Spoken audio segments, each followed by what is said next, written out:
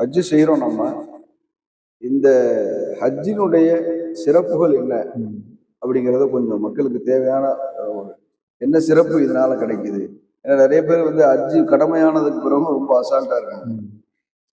இப்போ அங்கே போயிட்டு வந்துட்டு தொழுகிறமே, நோன்பு வைக்கிறோமே, ஜக்காத்து கொடுக்குறோம், தான தர்மம் செய்கிறேன், இவ்வளோ செய்கிறோமே, அங்கெல்லாம் வேற போகணுமா? அந்த சிறப்பு என்ன? அதோடைய முக்கியத்துவம் என்ன? ஹஜ்ஜுடைய கடமை வந்து தொழுகை மாதிரி, அது ஒரு மார்க்கத்துல வலியுறுத்தப்பட்ட கடமை. ஹஜ்ஜை பத்தி குரான்ல பல இடங்கள்ல வசனங்கள் இருக்குது. ஹஜ் என்ற பேர் ஒரு தனி சூறாவே இருக்குது. இன்னும் சொல்ல போன இந்த உலகத்துல வந்த எல்லா நபிமார்களும் செஞ்ச ஒரு இபாதத் ஹஜ். ஆதம் அலைஹிஸ்ஸலாம் முதல் கொண்டு ரசூலுல்லாஹ் வரைக்கும் எல்லா நபிமார்களும் ஹஜ் என்ற கடமை நிறைவேற்று. அப்ப ஹதீஸ்ல வருது, அல் ஹுஜ்ஜாஜு வல் உம்மார் வஃதுல்லாஹ், ஹாஜிகளும் உம்ரா செய்பவர்களும் அல்லாஹ்வுடைய படைகள், விருந்தாளிகள் என்று வருது. இன்னொரு இடத்துல அல் உம்ரத்து இலல் உம்ரத்தி கஃபாரத்து லிமா பைனஹுமா, ஒரு உம்ரா இன்னொரு உம்ராவுக்கு இடையில உள்ள பாவங்களை மன்னிக்கக்கூடியதாக இருக்குது. உம்ராவுடைய சிறப்பு. அடுத்து சொன்னாங்க, வல் ஹஜ்ஜுல் மப்ரூரு லைஸ லஹு ஜஸாஉன் இல்லல் ஜன்னah, ஏற்றுக்கொள்ளப்பட்ட ஹஜ்ஜிற்கு சொர்க்கத்தை தவிர வேற கூலி இல்லை என்று சொன்னாங்க.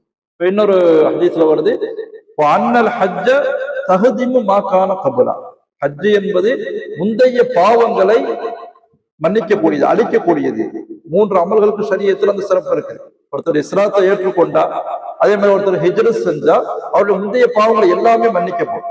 அதே மாதிரி தான் ஒருத்தர் ஹஜ் செஞ்சா அவருடைய முந்தைய பாவங்கள் மன்னிக்கப்படும்.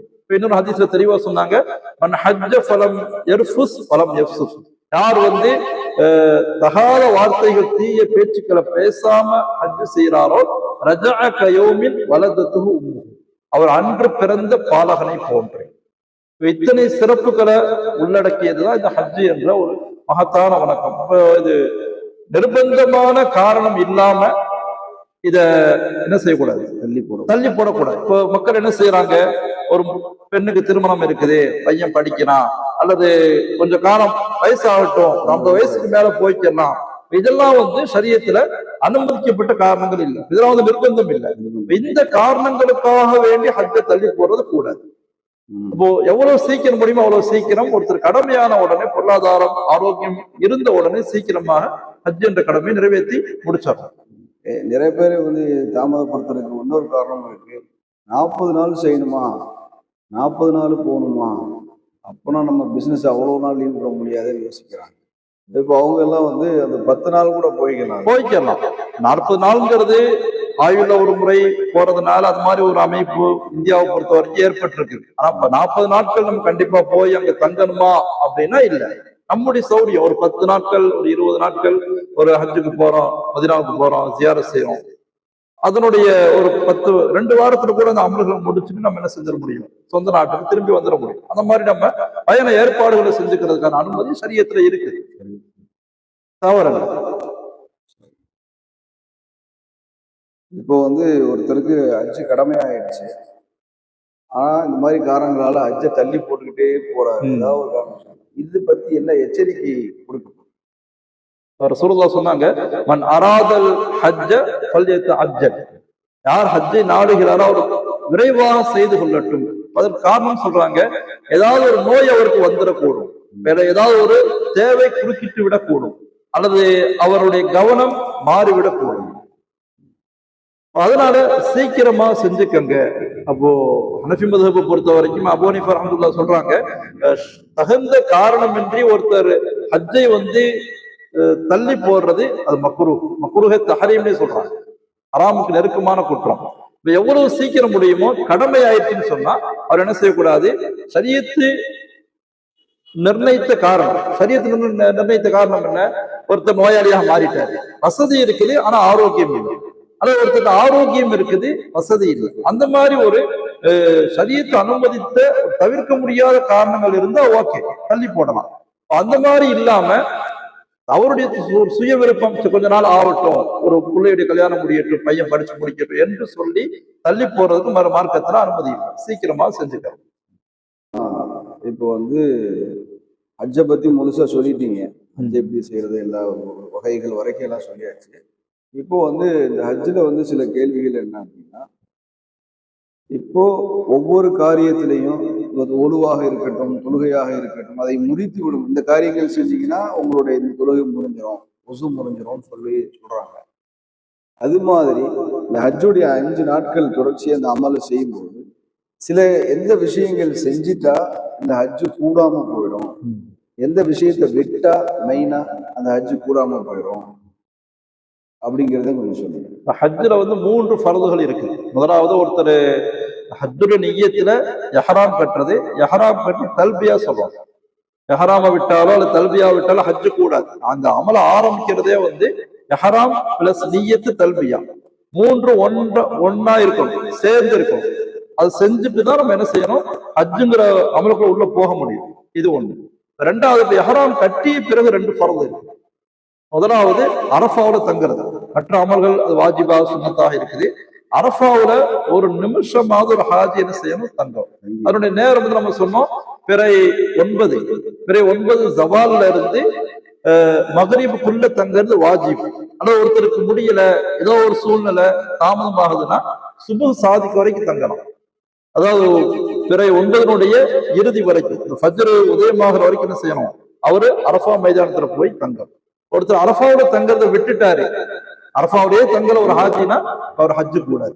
அவர் அடுத்த வருஷம் அவர் என்ன செய்யணும், திரும்பவும் ஹஜ்ஜு நிய்யத்துல ஹராம் கட்டிட்டு வந்து ஹஜ்ஜு செய்யணும். அல்லது ஒருத்தர் அரஃபாவோட தங்குறதுக்கு முன்னாடி தன் மனைவியோடு தாம்பத்தியம் நடத்திடுறாரு. ஏன்னா அவர் தங்கினதுக்கு அப்புறம் பிற 8க்கு அப்புறம் அரஃபாவோட தங்குறதுக்கு முன்னாடி தாம்பத்தியம் வச்சுக்கிட்டாருன்னு சொன்னா இப்ப இவருடைய ஹஜ்ஜி முறிஞ்சு போயிடும், ஹஜ்ஜே முறிஞ்சு போயிடும். அவர் என்ன செய்யணும், திரும்ப அடுத்த வருஷம் ஹஜ்ஜை வந்து நிறைவேற்றும். இது அடுத்து இன்னொன்னு இருக்குது, 3வது ஃபர்து தவாஃபு ஜியாரா. தவாஃபு ஜியாரா நம்ம சொன்னோம் பிறை 10, பிறை 10, 11, 12 மகரிப் வரைக்கும் நமக்கு என்ன இருக்கு, டைம் இருக்கு. அதுக்குள்ள ஒரு செஞ்சாரு, சப்போஸ் அதுக்கு பின்னாடி செஞ்சா மக்ரூ. அதே மாதிரி ஒரு முக்கியமான வாஜிபு தவாஃபுல் விதா. மக்காவிலிருந்து கடைசியாக கிளம்புறதுக்கு முன்னாடி என்ன செய்யணும், ஒரு ஹாஜி தவாஃபுல் விதா செய்யணும். தவாஃபுல் விதா செஞ்சு 2 ரக்காயத்தை தொழுது அவர் துவா செஞ்சுட்டு யா அல்லாஹ் திரும்ப இந்த புனித இடத்துக்கு வருவதற்கு தௌஃபீக் செய்வாயான்னு சொல்லி அவர் துவா செஞ்சுட்டு அங்கிருந்து கிளம்பணும். இது வந்து மார்க்கத்துல ஒரு வலியுறுத்தப்பட்ட ஒரு விஷயமாக கடைசியா மக்காவிலிருந்து கிளம்புறதுக்கு முன்னாடி அதை செஞ்சுக்கிட்டா நல்லது. நம்ம வாழ்க்கையில வந்து 3 முக்கிய ஸ்தலங்கள், இஸ்லாத்துல முக்கிய ஸ்தலங்களுக்காக பயணம் செஞ்சு போறதாக இருந்தால் ஹரம் ஷரீஃபு, இல்லைன்னா மதீனா, மஸ்ஜித் அக்ஸா, 3 பள்ளியை தவிர வேற பள்ளிக்கு நம்ம நன்மை நாடிலாம் பயணம் செய்யறது இல்லைன்னு சொல்லி ஹதீஸ்ல நம்ம பார்க்கிறோம். இப்போ இந்த ஹஜ்ஜுடைய அமல்ல போகக்கூடியவங்க எல்லாமே, உம்ராவுடைய முறை செய்யறதுக்காக போகக்கூடிய எல்லாமே ரசூலுல்லாஹ் ஜியாரத் செய்யறதுக்காக போறது இருக்கு. இதை பத்தி என்ன சொல்லுங்க?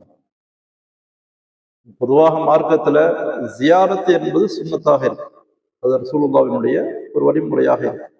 அப்போ மதீனாவுக்கு போறது, ஜியாரத் செய்யறது ஹஜ் உம்ராவுடைய அமல்களோடு நேரடியாக சம்மந்தப்பட்டதல்ல. தாங்க சொன்ன மாதிரி ஒரு புனித ஸ்தலங்கள், புனித மஸ்ஜிதுல் ஹராம், அங்க அதிகமான நன்மைகள். அதுக்கு அடுத்த இடத்துல இருக்கிறது மஸ்ஜித் நபவி. அந்த நியத்து நம்ம என்ன செய்யறோம், மதீனாவுக்கு போறோம், பெரும்பாலும் அப்படிதான் போறாங்க. மஸ்ஜிதுல் ஹராமுக்கு அடுத்து மஸ்ஜித் நபவி, அதுக்கு அடுத்து மஸ்ஜித் அக்ஸா, பைத்துல் முகத்தஸ். அப்ப அதிகமான நன்மைகள் தரக்கூடிய இடம் மஸ்ஜித் நபவி. அங்கு செல்லக்கூடியவங்க நன்மை நாடி போறாங்க. அப்படியே ரசூலுல்லாஹ்வுடைய புனித மக்பராக இருக்கு, மக்பரா போய் சலாம் சொல்லிட்டு ரசூலுல்லாஹ்ட்ட வந்து என்ன செய்யறது, அவங்களை ஜியாரத் செஞ்சுட்டு வர்றது, அது மார்க்கத்துல விரும்பத்தக்கதாக முஸ்தஹப்பாக பரக்கத்தை பெற்று தரக்கூடிய ஒரு காரியமாக இருக்கு. அது வந்து என்ன இல்லை, தவறல்ல. ஆனா மதீனாவுக்கு போகக்கூடாது, போக வேண்டிய அவசியம் இல்லை, ஹஜ்ஜுக்கு போறோம் அங்கே எதுக்கு போகணும் என்று கேட்பது தவறு. அது வந்து தவறு. நம்ம வாழ்க்கை முழுக்க ரசூலுல்லாஹ் மேல நம்ம உண்மையான அன்பை நம்ம வச்சிருக்கோம், அவங்க வழியை பின்பற்றோம். இது ஒரு வாய்ப்பு, ஒரு சான்ஸ். அதுக்கு நம்ம தனியா போறது சிறப்பு. 5000-6000 கிலோமீட்டர் போறோம், அங்க இருந்து ஒரு 500 கிலோமீட்டர் போறோம். மஸ்ஜித் நபவியில போய் நம்ம தொழுது நன்மை கிடைக்கும், அதிகமா நன்மை கிடைக்கும். அதே மாதிரி ரசூலுல்லாஹ்வினுடைய கபர் ஜியாரத் செய்யக்கூடிய வாய்ப்பு கிடைக்கும். அந்த வாய்ப்பை நம்ம என்ன செய்யணும், பயன்படுத்திக்கிறது, மிஸ் பண்ணக்கூடாது. அதனால நம்ம என்ன செய்யணும், அந்த ஜியாரத்தை வந்து ஒரு நன்மையான விஷயமா நம்ம கருதும். அதை வந்து நம்ம வேணாம், அவசியம் இல்லை, ஏன் செய்யணும்னு சொல்லி புதர்க்கமாக பேசுறது தவறு, அது சரியில்லை. அதை நாம என்ன செய்யணும், தவிர்த்துக்கிறோம். ரொம்ப விரும்பத்தக்க ஒரு அமலாக இருக்குது. சஹாபாக்கள் காலத்துல பல சஹாபாக்கள் பல ஊர்கள்ல இருந்தாங்க. யமன்ல, ஷாம்ல, கூஃபாவுல, ஈராக்ல, எகிப்துல பல பேர் மதீனாவுக்கு வருவாங்க. எதுக்காகன்னு சொன்னா ரசூலுல்லாஹ்வுடைய அந்த புனித அடக்க ஸ்தலத்தை ஜியாரத் செய்வதற்காக வருவாங்க. அது வந்து மார்க்கத்துல என்ன இல்லை, குற்றம் அல்ல. மஸ்ஜித் நபவியில தொழுத மாதிரி இருக்கும், ரசூலுல்லாஹ் வந்து அவங்க சந்திச்ச மாதிரி இருக்குன்ற ஒரு உயர்ந்த நோக்கத்துல வருவாங்க. அது வந்து மார்க்கத்துல ஒரு அழகான ஒரு விஷயமாக கருதப்படும். மாஷா அல்லாஹ். ஹஜ்ஜுடைய பல விளக்கங்களை கொடுத்தீங்க, ஜியாரத்தை பத்தி கொடுத்தீங்க. ஜியாரத்துடைய எந்த அளவுக்கு ஜியாரத்து வந்து மார்க்கம் ரசூல்லாவுடைய ஜியாரத்தை ரொம்ப விரும்பத்தக்கதாக கீழே சொல்லியிருக்காங்க. இன்னும் நிறைய விளக்கங்கள் கொடுத்தீங்க. அல்ஹம்துலில்லாஹ். அல்லாஹ்வுக்கு எல்லா புகழும். அல்லாஹ் தாலா நம் அனைவருக்கும் ஹஜ்ஜினுடைய உம்ராவுடைய பாக்கியத்தை மீண்டும் மீண்டும் நிறைவேற்றக்கூடிய நல்ல பாக்கியத்தை தருவானாக. ஆமீன். வந்து பல விளக்கங்களை கொடுத்த உங்களுக்கும் இதை பார்த்து கொண்டிருக்கக்கூடிய சகோதர சகோதரிகளுக்கும் அனைவருக்கும் அல்லாஹ் தாலா இருலோக வெற்றியை, நீண்ட ஆயுளை, சஆதத்துடைய பாக்கியத்தை அல்லாஹ் நம் அனைவருக்கும் தருவானாக.